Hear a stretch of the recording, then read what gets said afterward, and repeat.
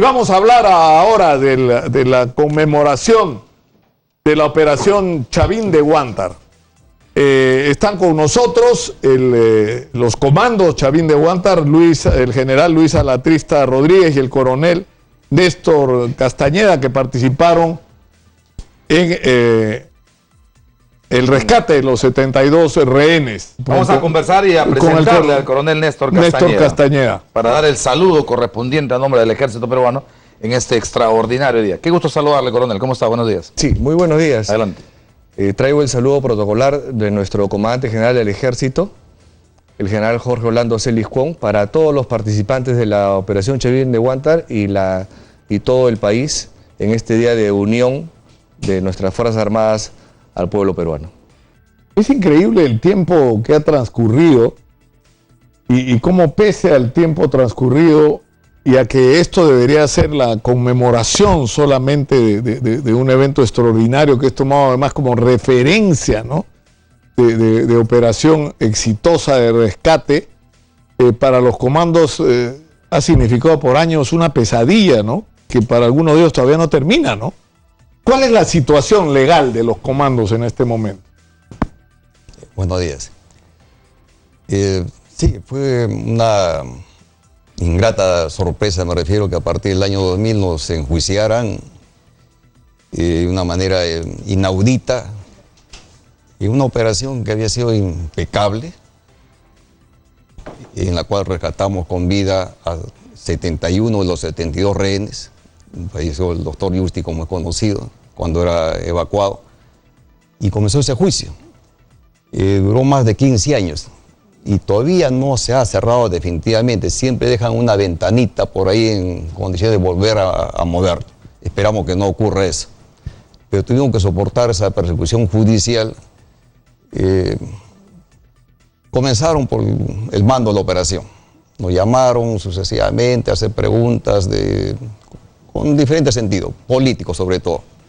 Y todo esto propiciado por algunas ONGs, de entre ellos la ONG APRODE, en base a una carta que recibieron de un ex rehén Ogura, que de Japón. Y de Taka Ogura, que era primer secretario de la Embajada de Japón. Así es. Que dice haber visto uno vivo, ¿no? Que dijo que vio y escuchó tal cosa. Pero nunca se preocuparon de averiguar si ese ex rehén estaba en sus cabales. Claro, pero además en todo caso era... O sea, a mí lo que yo nunca entendí es por qué involucraron a todos los comandos en algo que podía ser atribuido a una responsabilidad personal, porque Hidetaka Ogura, que era un hombre que había militado en la juventud, en la izquierda, había participado en las manifestaciones contra la construcción de un aeropuerto, ¿no es cierto?, que había tenido representación diplomática en Cuba, en México, era un hombre de izquierda, es un hombre de izquierda, Hidetaka Ogura, y había establecido un vínculo con la gente del MRTA. Sin embargo, su testimonio de que Tito trató de escaparse, ¿no es cierto?, y que lo descubren, y que es capturado, es certificado por los dos policías que lo capturan y lo entregan, y después Tito aparece muerto. Ya, pero eso en todo caso había que acreditar las responsabilidades individuales, porque además no se sabe qué pasó después. Es decir, qué pasó una vez que reingresó al espacio, al ámbito de la residencia donde estaba produciéndose el operativo. Lo que no entendí es por qué los involucraron a todos. Bueno, eso fue lo que hicieron. Ahora, las circunstancias propias en las cuales fallece este terrorista Tito no se conoce. Es la información de que estaba con una granada de guerra que la quiso utilizar y fue reducido. Entonces, eso no se dice. Dicen que lo agarraron y lo mataron por matarlo. No, si está con... Todos conocemos, usted sabe, una granada de guerra, caramba, pues mata a todos los que están alrededor y hiera a los que están próximos, ¿no? A diferencia de un disparo de fusil. Entonces, esas circunstancias no tan esclarecidas, pero al parecer eso fue lo que ocurrió. Pero hicieron toda una novela sobre Tito. Sí, sí. Y yo me refería a que no investigaron a Ogura, quién era, como usted dice, un hombre de izquierda, proclive a las intenciones. De hecho, él apoyaba el pedido del MRTA. O sea, que suelten a 458 delincuentes terroristas del MRTA. Que pongan aviones que se lleven a Cuba. Esa fue la salida que le dieron y el MRTA no aceptó esa salida. Pero bueno, Ogura era el que tomaba cafecito con Serpa todos los días. Era un detalle. El MRTA no entró a ciegas a tomar la residencia, tuvo información. Se descubrió que tenía hasta su propia maqueta. Hicieron un planeamiento y sabían por dónde iban a entrar. ¿Quién les dio esa información al MRTA? ¿No habrá sido Ogura? Entonces hay cositas que no se han aclarado, porque los terroristas del MRTA no entraron de una manera así, sabían dónde entraban. Tenían los planos, ¿no es cierto? Eso es muy claro, sabían en qué terreno se estaban moviendo, ¿no? Sí, sí. Tenían los planos del Congreso, ¿te acuerdas? Ahora, yo puedo contar ahora, porque me imagino que el tiempo transcurrido me da la licencia para hacerlo, que a mí me llamó Ogura. Después de que ocurrió la crisis de la residencia, nos reunimos en un restaurante de comida japonesa y me contó que él había visto a Tito vivo. Y que yo le dije, ¿pero qué va a hacer usted con esa información? No puedo hacer nada porque soy diplomático y no puedo comprometer a mi gobierno, pero se lo quería contar a usted. Yo le digo, bueno, pero en todo caso es un incidente que hay que, ¿no es cierto?, aclarar, investigar y precisar, porque la operación de conjunto es una operación exitosa y manejada con, ¿no es cierto?, con corrección, pero él estaba muy perturbado en ese momento por la situación y no volvía a saber de él hasta años después, cuando escribe el libro en el que cuenta la historia, ¿no? Pero, digamos, una historia donde no solamente sostiene que había sido Tito, sino que había habido como una especie de decisión de ejecución sistemática. Entonces uno es como que se sale del contexto, ¿no? Porque hicieron una novela de todo esto, porque cada uno escribía de acuerdo a su imaginación. La operación tuvo un planteamiento detallado, hubo, aparte del ensayos, entrenamientos correspondientes justamente en la réplica, donde, bueno, en un momento tenemos una ceremonia recordando los 22 años de la operación de rescate, ocurrió un 22 de abril. Lo hicimos por el Perú. Se trataba de poner fin a esta lacra terrorista que hacía mucho daño al país, y este golpe, el MRTA, de tomar la residencia fue algo muy osado. Tuvieron en cautiverio 126 días a 72 rehenes. Entonces estaba de por medio el país. Le pusimos con eso todo nuestro empeño, la preocupación correspondiente de que esto salga bien.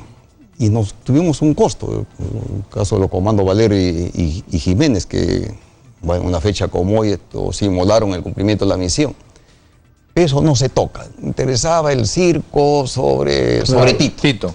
No. Claro, ahora Tito marcó la agenda, ¿no? En vez de los ahora, cuando uno se traslada a las circunstancias, yo recuerdo, porque casi ni dormíamos, ¿no? Estamos todo el día atentos a lo que podía pasar, y desde el punto de vista periodístico fue un evento que yo creo que marcó la vida de todos los que de alguna manera estuvimos cerca, ¿no?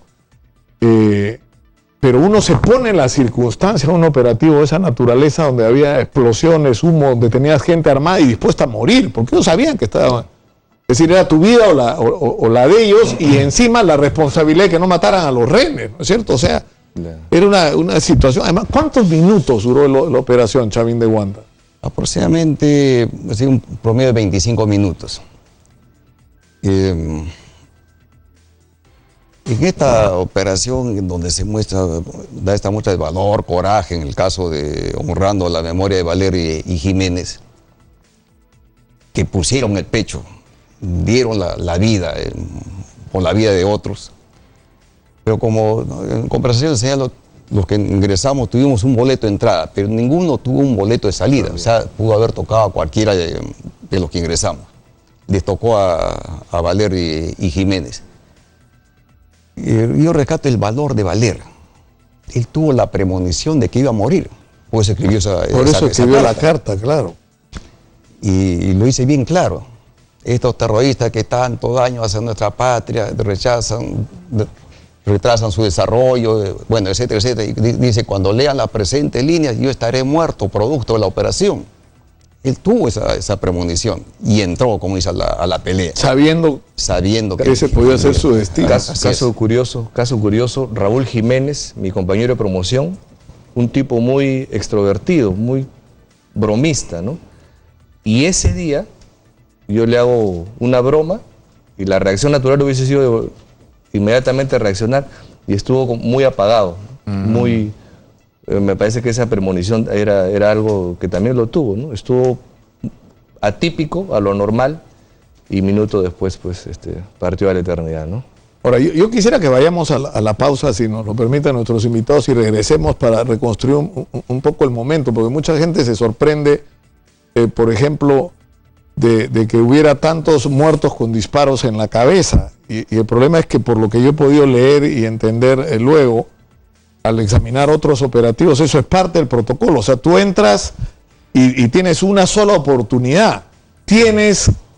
O sea, o te matan a ti o lo matas tú a él, y el disparo tiene que ser en la cabeza. O sea, no hay otro lugar donde disparar para tener la certeza de que vas a terminar con la posibilidad de que en este caso el secuestrador, el terrorista, te haga daño a ti o haga daño a los rehenes. Vamos a hablar de eso tras la pausa, si nos lo permiten, y de algunos detalles de cómo se realizó esta operación Chavín de Huántar. Y estábamos hablando de este protocolo, ¿no es cierto? Es decir, uno entra a una operación de esta naturaleza donde tiene que salvar rehenes, donde tiene que proteger su vida, y el protocolo es un solo disparo, es tu única oportunidad. O sea, tienes un terrorista al frente, tienes que disparar a la cabeza. La misión es salvar a todos los rehenes. Esa es la misión clarísima. El cómo, como tú muy bien lo has dicho, las operaciones especiales, en este caso que es un rescate de rehenes en un ambiente cerrado, es la pesadilla de todo comando, no es el peor escenario que puedes tener. Es el peor escenario que puedes tener. Y, como muy bien lo dices tú, son fracciones de segundo que tú tienes para reaccionar. Entonces, este entrenamiento que tuvimos, yo recuerdo, en un día fácilmente llegabas a quemar sobre los 600, 800 pero ¿sobre qué elementos se hacían la práctica? Porque, claro, el ingreso es una circunstancia. Y una circunstancia que tiene varios factores, que se trabaja sobre algunas hipótesis, van a estar así, van a estar acá. Cuando plantean toda la parte preoperativa en el entrenamiento, en los ensayos, en todo lo que hacía, cuando luego van a la realidad, ¿calza tal cual o hay algunos imprevistos? Hay imprevistos, hay. La parte del planeamiento lo voy a dejar a mi general. Respondiendo a tu pregunta inicial, la técnica, ¿qué es lo que manda la técnica? Es asegurar que el objetivo esté neutralizado.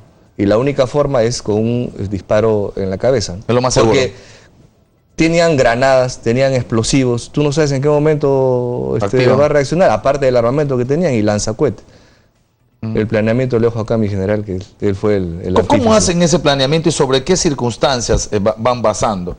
Me imagino que tenían información sobre rutinas, sobre cómo caminaba, disposiciones, ubicaciones. ¿Cómo iban manejando eso para ver la posibilidad y el momento exacto del asalto? El planeamiento fue detallado y en forma permanente, en base a las informaciones que se iban obteniendo. Entonces, de acuerdo al objetivo donde vamos a actuar, en principio viene la organización de la fuerza. Y esa organización de la fuerza está en base al objetivo donde vamos a actuar. O sea, teníamos conocimiento, la residencia tenía 2 plantas, primer y segundo piso, era inmensa, tenía su zona de cocina, su área de servicios, etc. Había que dominar todos los ambientes, no dejar nada al azar. ¿Por dónde ingresamos? Volviendo al planteamiento inicial. Por aire descartado. La prensa estaba, como decimos criollamente, encaramada en todos los techos de las casas vecinas, sobre todo en Barcelona y Edison. Inclusive habían quedado todo un edificio. Entonces, aproximación aérea, descartado. La prensa no se iba a detectar. No es por otra cosa, pero la prensa era un gran obstáculo que teníamos. Por tierra teníamos información de que había colocado trampas explosivas. Entonces, por superficie también había limitaciones. Y se decide hacer los túneles. Lo más seguro era por abajo. se trajo una cuadrilla de mineros de Cerro de Pasco, y con una cubierta, por supuesto, que había habido el derrumbe de una mina en Puno. Bueno, para que vengan bien organizados. Llegaron a Lima, a la pista de aterrizaje Las Palmas, un avión Antonov del Ejército, lo recogimos un ómnibus del batallón de Comando 19, de frente a la sede del batallón. Señores, ustedes han venido para tal cosa. Se les va a pagar muy bien, escriban a su familia, están en Puno, envíen el dinero que ustedes quieran para que no lo molesten por un buen tiempo.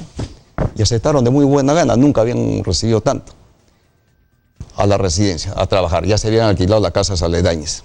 La primera noche tomamos la casa de la ONG. En los días siguientes se alquilaron la casa 1, 2, 3 y 4, menos la 5, que era una alemana que no quiso alquilar porque... Fue la madura, dice, ¿no? Estaba cansada de mudarse, era una señora de edad. Ella decía, estaba en la Primera y Segunda Guerra Mundial y ya estoy cansada de mudarme. Bueno. Entonces, empezamos el túnel principal de la casa 4.